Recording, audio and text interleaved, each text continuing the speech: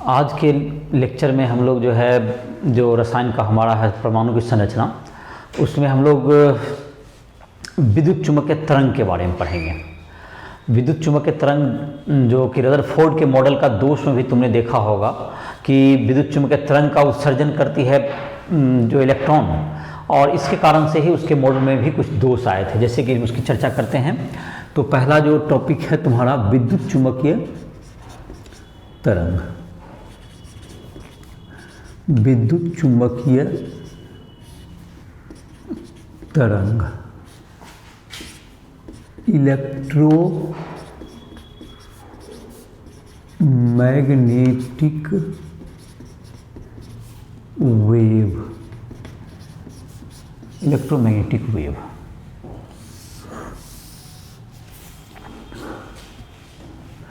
Maxwell के अनुसार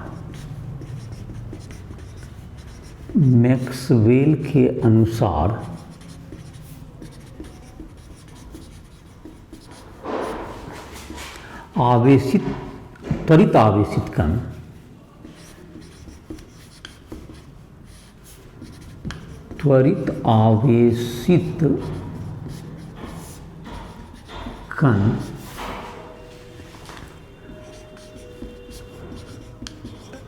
लंबवत विद्युत एवं चुंबकीय क्षेत्र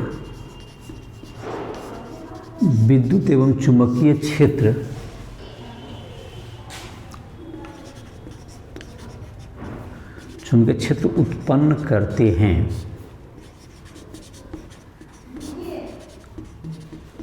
जो अपनी दिशा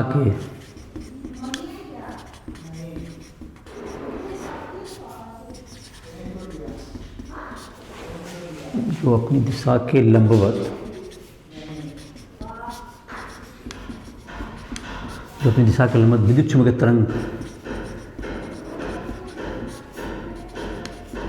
विद्युत चुम्बकीय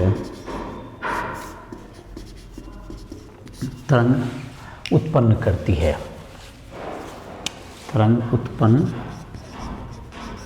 करती है।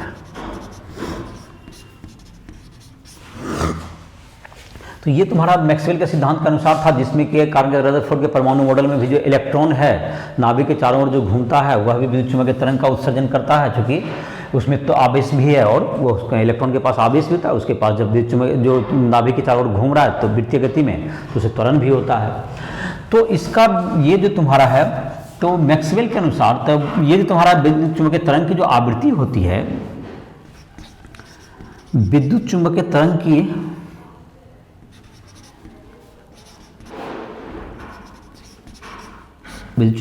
की आवृत्ति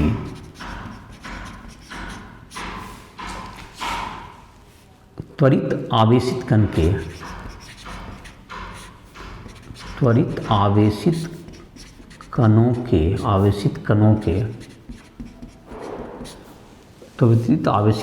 के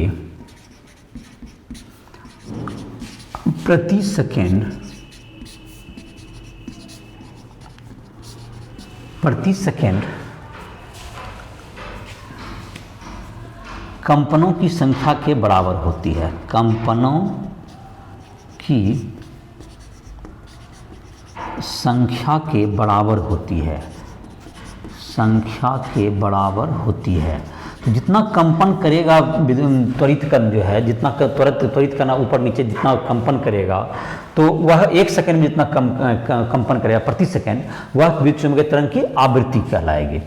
तो आवृत्ति को संकेत देते हैं हम लोग, इसको पढ़ते हैं आवृत्ति का संकेत होता है, इसको न्यू पढ़ते हैं, इसको वी टाइप का लिखा हुआ है, इसको न्यू करते हैं, बराबर 1/आवर्तकाल।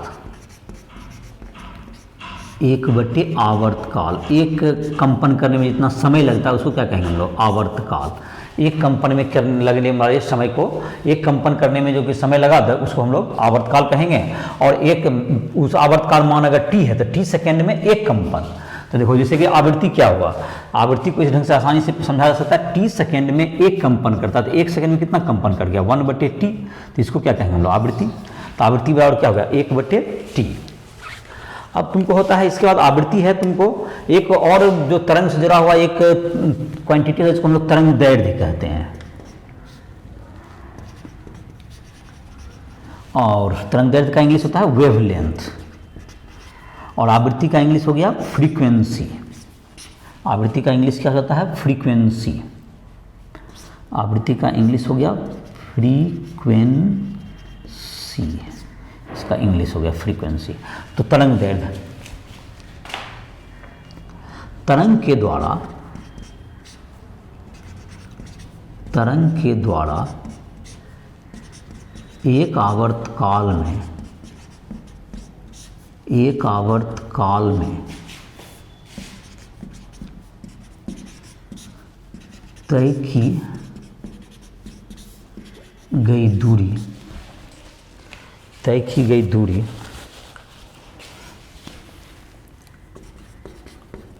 तरंग दैर्ध्य कहलाती है। तरंग दैर्ध्य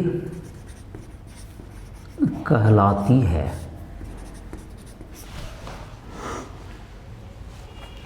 आप इसके द्वारा जो है तुमको किसी तरंग के द्वारा 1 सेकंड में जो दूरी तय की जाती है, एक आवर्त काल में जितना दूरी तय किया जाएगा, उसे क्या कहेंगे हम लोग?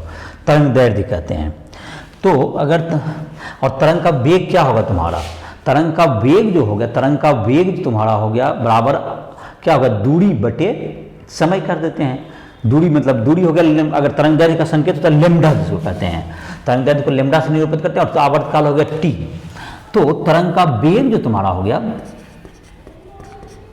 तरंग का वेग जिसको हम लोग सी कर सकते हैं यहाँ, विद्युत चुम्बकीय तरंग का वेग, तरंग का वेग जिसको विद्युत चुम्बकीय तरंग का वेग करते हैं, विद्युत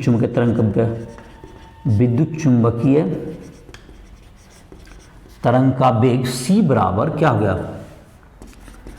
तरंग दैर्ध्य बटे आवर्त काल। तो ऐसा इसलिए हुआ, देखो दूरी, तरंग दैर्ध्य दूरी हुआ, कितना समय में तय की गई दूरी तब जो तो दूरी बटे क्या हो गया? तो आवर्त काल हो गया, दूरी बटे समय हो गया, चाल हो गया, वेग हो गया। तो इसको सी बराबर क्या लिखते हैं? तो आवर्त काल का इसको लेमडा बाई टी, इसका तरंग दैर्ध्य का संकेत होता है लेमडा बाई टी, और 1/t को हम लोग क्या कहते हैं? आवृत्ति कहते हैं। तो एक सूत्र हो गया सी बराबर फ्रीक्वेंसी गुना वेवलेंथ, सी बराबर तरंग दैर्ध्य गुना आवृत्ति। क्या निकल गया? तरंग का वेग बराबर आवृत्ति गुना तरंग दैर्ध्य। तो ये तुम्हारा फेमस फार्मूला हो गया। अब क्या हो गया इस फार्मूला? सी बराबर न्यू लेमडा, सी बराबर न्यू लेमडा। तो इससे तुम न्यू बराबर क्या होगा? सी बटे लेमडा, या लेमडा बराबर क्या हो गया? सी बटे न्यू। ये सब आपस में सब एक दूसरे से रिलेटेड है। ये 3 फार्मूला हो गया तुम्हारा इससे जुड़ा हुआ। तो विद्युत चुम्बकीय तरंग का ही क्या हो गया? वेग तुम्हारा क्या हो गया? विद्युत चुम्बकीय तरंग का वेग जो होता है यह निर्वात में यह 3 × 10⁸ मीटर प्रति सेकंड होता है। विद्युत चुम्बकीय तरंग जैसे कि उसके कुछ उदाहरण वगैरह मैं बताता हूँ। विद्युत चुम्बकीय तरंग का वेग सी बराबर क्या होता है? निर्वात में जो विद्युत चुम्बकीय तरंग का वेग निर्वात में 3 × 10⁸ मीटर प्रति सेकंड होता है। यहाँ मैं लिख देता हूँ, विद्युत चुम्बकीय तरंग का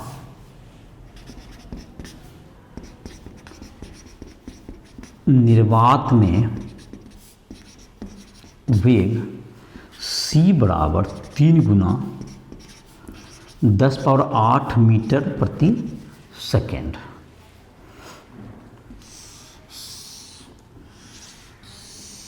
c बराबर 3 × 10⁸ मीटर प्रति सेकेंड। तो ये हो गया तुमको c बराबर 3 × 10⁸ मीटर प्रति सेकेंड निर्वात में तरंग का वेग। ये हो गया तुमको आवृत्ति। क्या होगा तुम्हारा? आवृत्ति हो गया 1 बटे तरंग दैर्ध्य।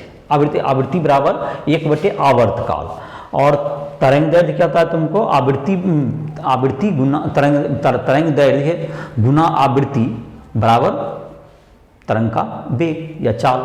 तो c का मान तुम्हारा क्या? तो तरंग जो है निर्वात में जो चलती है तो उसका वेग कितना होगा? 3 × 10⁸ मीटर प्रति सेकेंड होता है। तो इस प्रकार क्या हो गया तुमको, ये सब में तुमको संबंध आ गया। तो c बराबर क्या हो गया तुमको, फ्रीक्वेंसी गुना तरंग दैर्ध्य वेवलेंथ। तो इसको मिटाते हैं, इस पर क्वेश्चन भी बना सकते हो। जैसे एक क्वेश्चन बता देते हैं, देखो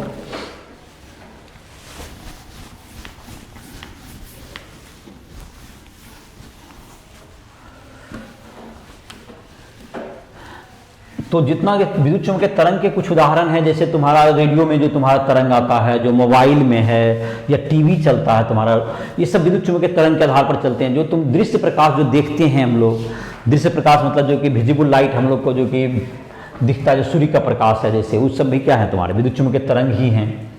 तो जितने प्रकाश हो गए, या तुमको क्या कहा गया, या विद्युत चुम्बकीय तरंग के और भी नाम है, जैसे कि तुम्हारा गामा रे, एक्स किरण है तुम्हारा, या तुमको अल्ट्रावायलेट पराबैंगनी किरण, अवरक्त किरण, सूक्ष्म तरंगें, ये सब कुछ उदाहरण हैं किसके, विद्युत चुम्बकीय तरंग के।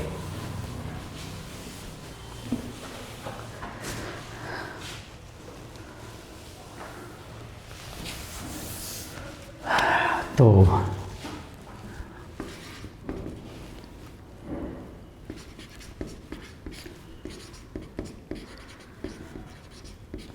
मोबाइल तरंग की आवृत्ति 928 मेगाहर्ट्ज है। तो इसका तरंग दैर्ध्य ज्ञात करें, इसका तरंग दैर्ध्य ज्ञात करें।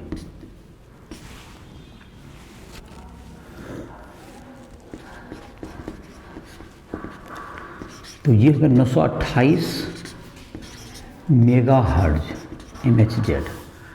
तो 928 गुना 10⁻6 हर्ट्ज हो गया ये। और c बराबर क्या होता है तुमको, 3 गुना 10⁸ मीटर प्रति सेकेंड। तो c बराबर क्या होगा, फ्रीक्वेंसी गुना तरंग दैर्ध्य।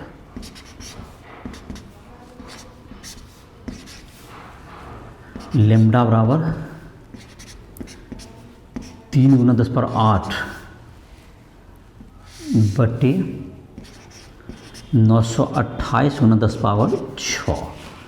तो 10⁻2 बच गया ये। तो 10⁻2 का मतलब कितना हो गया, 8 में से 6 घट जाएगा। तो यहाँ क्या होगा, 3 गुना 10⁻8 माइनस 6 हो गया, नीचे से गया, बटे 928। तो ये हो गया तुम्हारा इतना मीटर हो गया तुम्हारा। तो 300 बटे 928 मीटर। तो 928, तो 928 3 से भाग लग जाएगा, तो कितना हो गया, 2784। 2784, तो 216 घट के आया। तो 216 फिर कितना बार में लग जाएगा, ये 2 बार में लग जाएगा। तो 928 तो तुमको 2 बार में लग गया। तो फिर हो गया तुम्हारा 1856। तो 1856 और 21 करीब 200, तो ये मतलब 2 के आसपास फिर आ जाएगा तुम्हारा। तो 3.22 मीटर, ये कितना आ गया तुमको आंसर, 3.22 मीटर आ गया इसका। क्योंकि इसका चाल तो हमको पता ही था कि जो विद्युत चुम्बकीय तरंग का चाल अभी बताए थे, कितना होगा तुम्हारा, कोई भी विद्युत चुम्बकीय तरंग हो, मोबाइल हो, टीवी का हो, या रेडियो का हो, या तुम्हारा कहते हैं विजिबल लाइट, जो दृश्य जो प्रकाश चलता हो, या तुमको पराबैंगनी किरण हो, एक्स किरण हो, गामा किरण हो, इन सबों के का चाल क्या रहेगा, निर्वात में 3 गुना 8 मीटर प्रति सेकेंड ही रहेगा। और मेगा का मतलब 10⁻6 होता है, मेगावाट जैसे होता है वो भी 10⁻6 हो गया। मेगा हर्ट्ज, ऐसे MB भी आजकल पढ़ते हो, बात सुनता है, MB भी 10, ऐसे तो बाइट में 10 पावर, मेगा बाइट में 1024 गुना 1024 होता है। इनफैक्ट जान लो एक जानकारी, MB में तुम्हारा हो गया। तो खैर मेगा यहाँ पर हो गया 10⁻6 हो गया, और गीगा होता है 10⁻9, और टेरा 10⁻12। तो ये तुम्हारा हो गया क्या चीज़ का एक क्वेश्चन हो गया इस पर, जिस पे आवृत्ति इसमें दिया हुआ था 928 मेगाहर्ट्ज। तो उससे क्या निकल गया, उसका तरंग दैर्ध्य निकाल दिया। तो विद्युत चुम्बकीय तरंग के बहुत से मतलब स्पेक्ट्रम है, जैसे मैंने अभी कुछ नाम लिया, तो उनको जो है एक क्रमबद्ध रूप में हम लोग लिख सकते हैं। कुछ तरंग विद्युत चुम्बकीय तरंग के स्पेक्ट्रम हैं। तो विद्युत चुम्बकीय तरंग में स्पेक्ट्रम जैसे है इलेक्ट्रोमैग्नेटिक वेव में, जैसे कि मैंने अभी कुछ तरंग का नाम लिया, जैसे कि गामा किरण, एक्स किरण, या तुमको क्या हो गया रेडियो तरंग, इन सबों में सबका जो है जो तरंग दैर्घ्य या फ्रीक्वेंसी के बढ़ते घटते क्रम में इसका मान याद रखना चाहिए। तो विद्युत चुम्बकीय स्पेक्ट्रम लिखते हैं, विद्युत चुम्बकीय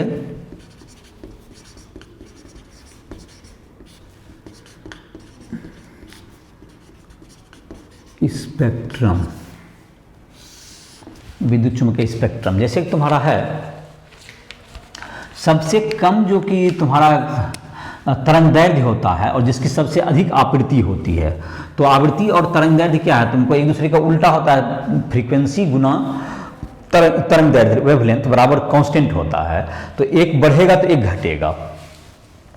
तो सबसे कम जो आवृत्ति होगा दैट इज किसका होगा, तुम्हें मान लेते हैं कि जिसका सबसे कम तरंग दैर्घ्य सबसे कम होता है गामा किरण का, इसको गामा पढ़ते हैं, वाई को थोड़ा टेढ़ा करके लिखा गया, लिखने के लिए सीखो, गामा किरण की ये तुमको इसकी आवृत्ति क्या होगी सबसे कम होती है। इसके बाद इससे ज़्यादा गामा किरण की तरंग दैर्घ्य सबसे कम होती है, तरंग दैर्घ्य सबसे कम, आवृत्ति सबसे अधिक।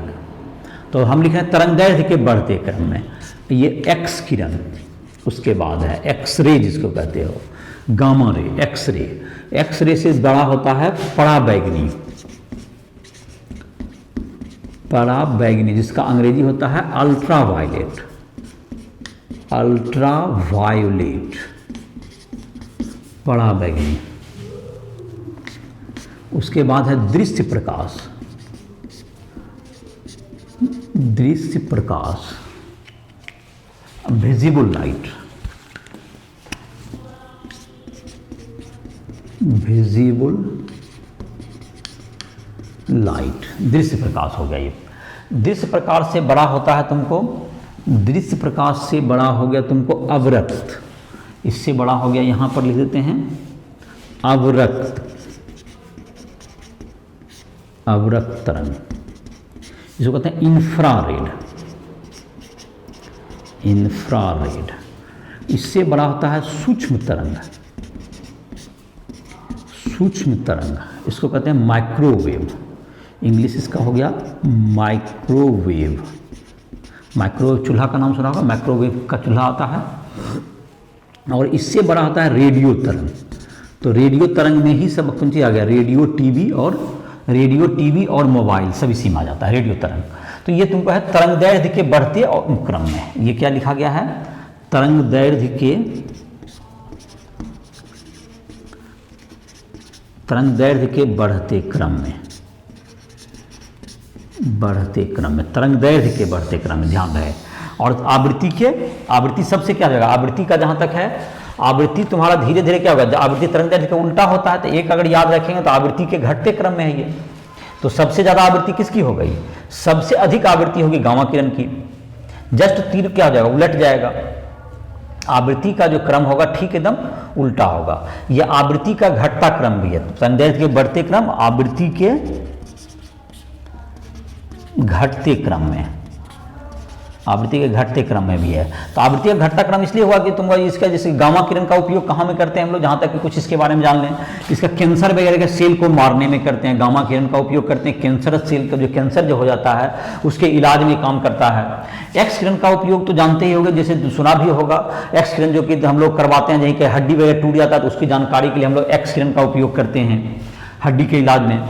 हड्डी का जहाँ पे हड्डी का इलाज का मतलब हड्डी कहाँ पे टूटा है इसको क्रैक वगैरह को जानने के लिए, क्योंकि एक्स किरण जो है मांस को पास कर जाता है लेकिन हड्डी को पार नहीं कर पाता है, तो एक्स किरण हो गया, एक्स किरण का उसमें उपयोग करते हैं हम लोग। पराबैंगनी किरण का होता है तुमको, जो कि सूर्य से जो विकिरण आती है उसमें भी पराबैंगनी किरण रहती है, उससे तुमको कीड़े मकोड़े को मारने में काम करते हैं। जैसे कि तुम्हारा जो पानी जो शुद्ध करते हैं हम लोग, जो पानी जो फिल्टर में होता है, आरओ जिसमें होता है, आरओ यूवी उसमें होता है, आरओ प्लस यूवी ऐसा करके देखते होंगे, तो यूवी रहता है अल्ट्रावायलेट, जो पराबैंगनी किरण से सूक्ष्म तरंग इसके क्या कहता है, जो सूक्ष्म जीव है उनको मारने में काम आता है। तुमको दृश्य प्रकाश जो कि देखते हैं हम लोग, पूरा दुनिया जो देख रहे हैं वो दृश्य प्रकाश के आधार पर ही देखते हैं। दृश्य प्रकाश का जहाँ तक कि होता है तुमको, दृश्य प्रकाश हो गया, दृश्य प्रकाश से ज़्यादा होता है किसका, दृश्य प्रकाश के बाद अवरक्त तरंग होता है। दृश्य प्रकाश का अगर तरंग दैर्घ्य याद करना चाहोगे तो याद कर सकते हो, दृश्य प्रकाश का होता है तुमको, दृश्य प्रकाश जो कि तुम्हारा है विजिबल लाइट, दृश्य प्रकाश का जो तरंगदैर्घ्य का होता है, दृश्य प्रकाश होता है कहाँ से कहाँ तक, वायलेट से लाल, बैगनी आग पिनाला सुना होगा, तो ये होता है 400 नैनोमीटर से लेके 400 nm से 750 nm तक होता है नैनोमीटर। ये किसका होगा, दृश्य प्रकाश का तरंगदैर्घ्य है, ये दृश्य प्रकाश का तरंगदैर्घ्य। ये हुआ बैगनी का हो गया, ये बैगनी का हो गया, बैगनी, और ये हो गया तुमको लाल का हो गया ये। और इसी के बीच में बैगनी या पिनाला, बाकी 7 कलर आते हैं, मतलब कितना से लेकर के 400 नैनोमीटर से लेके 750 में। 1 नैनोमीटर में कितना मीटर होता है, 1 नैनोमीटर बराबर 10⁻⁹ मीटर होता है। 1 नैनोमीटर में कितना मीटर, 10⁻⁹ मीटर। और एक दूसरा मात्रक आता है जिसको एंगस्ट्रम भी कहते हैं, और 1 एंगस्ट्रम इसको पढ़ते हैं, इसको क्या पढ़ेंगे, 1 एंगस्ट्रम में 10⁻10 मीटर होता है। इसका प्रयोग बहुत जगह किया जाता है, इसको क्या पढ़ते हैं हम लोग, एंगस्ट्रम, एंगस्ट्रम इसको पढ़ते हैं, एंगस्ट्रम। और एनएम को क्या पढ़ेंगे, नैनोमीटर। तो ये दृश्य प्रकाश का तरंगदैर्घ्य याद रखोगे, 400 नैनोमीटर से लगभग 750 मीटर तक होता है, जो कि बैगनी आग पिनाला, तो बैगनी का सबसे कम, उसके बाद सबसे ज़्यादा, मैंने लाल का सबसे ज़्यादा होता है तरंगदैर्घ्य। तो ये तरंगदैर्घ्य के बढ़ते क्रम में है, तो बैगनी से ठीक कम होता है तरंगदैर्घ्य पराबैगनी का, और लाल से ठीक ज़्यादा होता है अवरक्त का, लाल से इंफ्रारेड, उससे जस्ट ज़्यादा। और तुमको जहाँ तक कि बता रहे थे इसका, जो कि तरंगदैर्घ्य का तुम्हारे किताब में जो दिया हुआ है, एनसीईआरटी का बुक है, उसमें आवृत्ति का दिया हुआ है सबका मान। जैसे कि इसका होता है तुमको 10⁻6 के रेंज में होता है आवृत्ति, किसका, रेडियो तरंग का आवृत्ति 10⁻6 हर्ट्ज में होता है। 10⁻12 के आसपास हो जाता है तुम्हारा किसका, 10⁻12 सूक्ष्म तरंग, जिससे कि जिसका प्रयोग रडार में किया जाता है, रडार के द्वारा, या चूल्हा में भी, खाना बनाने में भी किया जाता है इसका अल्ट्रावायलेट का प्रयोग, माइक्रो सूक्ष्म तरंग का प्रयोग, माइक्रोवेव। उसके बाद तुम्हारा जो अवरक्त किरण का प्रयोग किया जाता है, तुमको नाइट विजन फोटोग्राफी में करते हैं हम लोग। तो सबका अलग अलग प्रयोग है, जिसका कि प्रयोग के बारे में तुम जहाँ जहाँ है जितना याद रह पाया होगा कुछ, और सबको इसको याद रखना होगा। मतलब कि एक के क्रम में, जैसे तरंगदैर्घ्य के बढ़ते क्रम में मैंने लिख दिया गामा का सबसे छोटा तरंगदैर्घ्य, उसके बाद एक्स का, उसके बाद पराबैगनी, पराबैगनी से जब बड़ा क्या हो गया तुम्हारा बैगनी, और उसके बाद जो है विजिबल लाइट में बैगनी के बाद में सबसे अधिक लाल हो गया, लाल का तरंगदैर्घ्य सबसे ज़्यादा, वो लाल के जस्ट अवरक्त, इंफ्रारेड, इंफ्रारेड के बाद सूक्ष्म तरंग और रेडियो तरंगे, जिसमें कि रेडियो तरंग में कौन कौन आ गया, रेडियो, टीवी, मोबाइल, सब उसी में आ जाता है, तो उसका प्रयोग किया जाता है। तो इस तरह ये विद्युत चुम्बकीय स्पेक्ट्रम का नाम हो गया। और सभी विद्युत चुम्बकीय स्पेक्ट्रम, सभी की चाल निर्वात में कितनी होगी, 3 × 10⁸ मीटर प्रति सेकंड, जो कि हमारा लाइट है, प्रकाश है, या कोई एक्स किरण है, गामा किरण, सब क्या प्रकाश की चाल से चलती है। प्रकाश का चाल और इसका चाल सबका समान होता है, 3 × 10⁸ मीटर प्रति सेकंड निर्वात में। निर्वात का मतलब जहाँ हवा भी नहीं हो, एकदम बिल्कुल खाली जगह हो। तो निर्वात में हवा में भी लगभग वही हो जाता है, थोड़ा बहुत तो का अंतर होता है, बट वही माना जाता है, 3 × 10⁸ मीटर प्रति सेकंड ही मानोगे। और लेकिन किसी दूसरे माध्यम में, जैसे पानी में चला जाएगा तो उसकी चाल घट जाती है, माध्यम में, दूसरा माध्यम में जाने पर चाल क्या हो जाएगी, घट जाएगी। तो ये होगा तो विद्युत चुम्बकीय स्पेक्ट्रम हो गया। और विद्युत चुम्बकीय तरंग के बारे में पढ़ा, उसका विद्युत चुम्बकीय तरंग का कुछ फार्मूला पढ़ा कि क्या हो गया तुम्हारा, एक जो फार्मूला पढ़ा तुम लोग, आवृत्ति बराबर क्या हो गया तुम्हारा 1/आवर्तकाल। दूसरा था C बराबर न्यू पढ़ते हैं आवृत्ति को गुना लेमडा, तरंगदैर्घ्य लेमडा। तो ये तुम्हारा देखा, उसका आपको क्वेश्चन ही बनाया। और अभी तुमने कुछ स्पेक्ट्रम के बारे में पढ़ा, विद्युत चुम्बकीय स्पेक्ट्रम का मान क्या होता है। अब हम लोग पढ़ेंगे कि जो विद्युत चुम्बकीय तरंग है, इसकी ऊर्जा के बारे में पढ़ेंगे।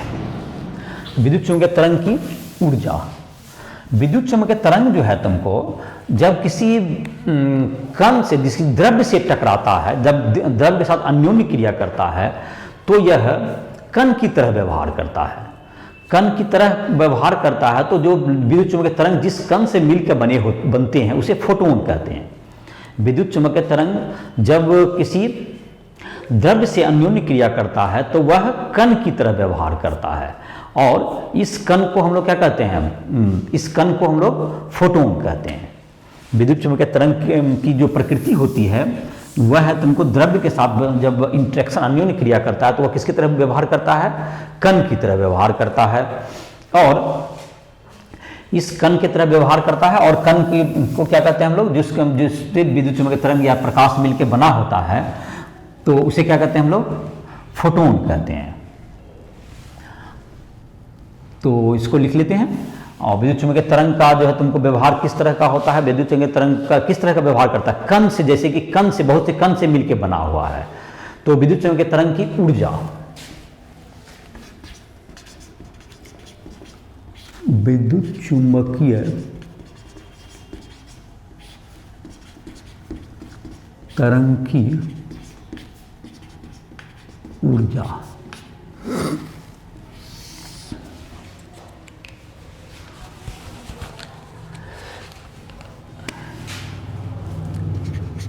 द्रव्य के साथ अन्योन्य क्रिया करने पर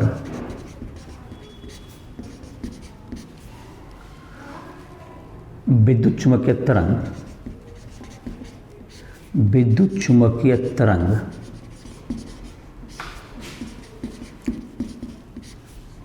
कणीय प्रकृति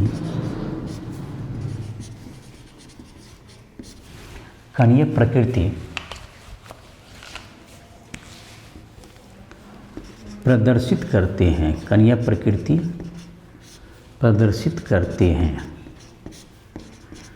कणीय प्रकृति प्रदर्शित करते हैं। तो ये कणीय प्रकृति प्रदर्शित करते हैं, ये कब, जबकि ये कण का जो तुम्हारा कणीय कण के रूप में ये व्यवहार करते हैं। तो कण की जो, इसकी जो ऊर्जा होगी वो किस रूप में होगी, तो जो कि तुम्हारा कण की जो ऊर्जा होती है, ये जो विद्युत चुम्बकीय कण का व्यवहार करेंगे कौन, तुम्हारा विद्युत चुम्बकीय तरंग, इस कण को फोटोन कहते हैं, फोटोन कहते हैं।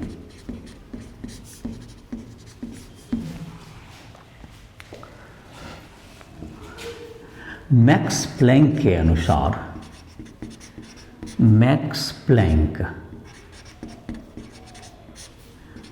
के अनुसार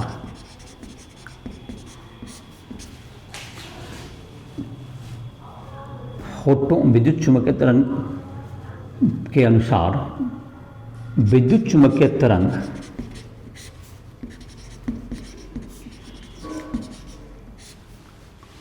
विद्युत चुम्बकीय तरंग की ऊर्जा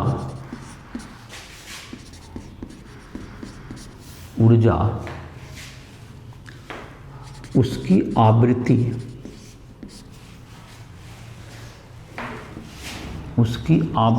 के समानुपाती होती है।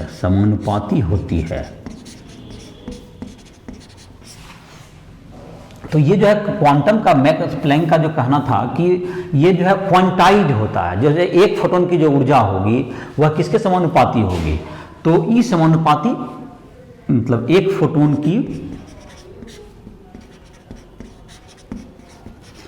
फोटोन की ऊर्जा बराबर क्या हो जाता है, एच न्यू। एच कहाँ पे क्या करता है, न्यू हो गया तुमको आवृत्ति, एच हो गया तुमको प्लांक नियतांक कहलाता है, एच हो गया प्लांक नियतांक, जिसका वैल्यू होता है 6.626 गुना 10⁻⁻34 जूल सेकेंड होता है इसका एच का वैल्यू। और तुमको न्यू क्या हो गया यहाँ पर, आवृत्ति, न्यू है तुमको आवृत्ति, तो E बराबर एच न्यू।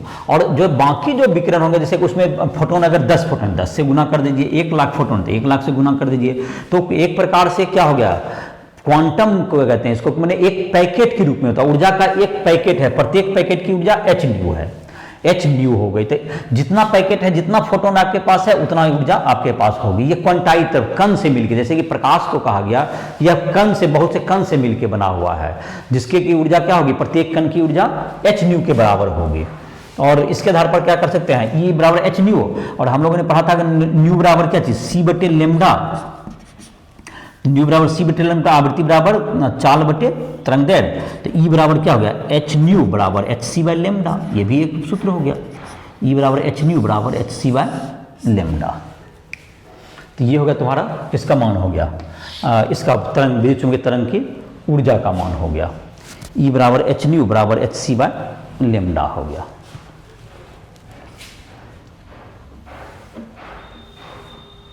तो ये हो गया तुम्हारा इसका मान हो गया। तो ये जो प्लैंक कांस्टेंट के प्लैंक के अनुसार इसकी जो ऊर्जा का मान हो गया E बराबर एच न्यू बराबर एच सी बाय लेमडा। तो ये प्लैंक का क्वांटम सिद्धांत क्या कहता है कि प्लैंक का क्वांटम का कि इलेक्ट्रॉन जो कि फोटोन की ऊर्जा जो कि विद्युत चुम्बकीय तरंग की ऊर्जा क्या होती है, क्वांटीकृत होती है। जो प्रत्येक विद्युत चुम्बकीय तरंग फोटोन से मिलकर बना होता है, प्रत्येक फोटोन की ऊर्जा E बराबर एच न्यू होती है या E बराबर एच सी बाय लेमडा होती है। तो यही हो तुम्हारा फोटोन की ऊर्जा। तो E बराबर एच सी बाय लेमडा।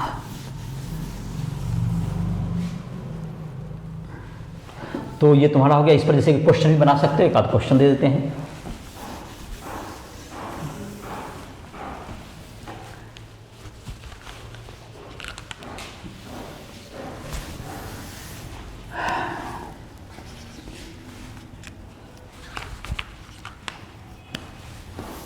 एक फोटोन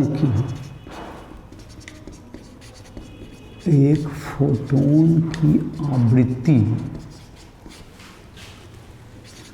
6 किलोहर्ट्ज है, 6 kHz है। तो इसकी ऊर्जा ज्ञात करें, इसकी ऊर्जा ज्ञात करें। तो एक फोटोन की ऊर्जा का सूत्र क्या हो जाएगा? तो E बराबर क्या होता है? H new. तो H का मान कितना हो गया? H का मान हो गया 6.626 गुना 10 पावर माइनस 34। और इसकी आवृत्ति कितनी है? इसकी आवृत्ति है तुमको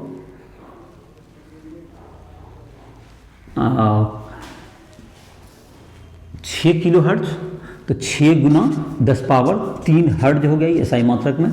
तो 6 गुना 10 पावर 3, तो 6 गुना 6 और पावर तुमको क्या होगा? जुट जाएगा। पावर तो क्या हो जाएगा? 6.626 गुना 6 गुना 10 पावर माइनस 34। किलो का 3 जो आया है वो प्लस हो जाएगा, इतना जूल हो गया। 6.626 तो 36 हो गया इधर, 37.56 करीब 3.75 और गुना 10 पावर माइनस इधर क्या था? 10 पावर 1 हो गया इधर की है, और गुना 10 पावर इधर कितना है? Minus 31 joule.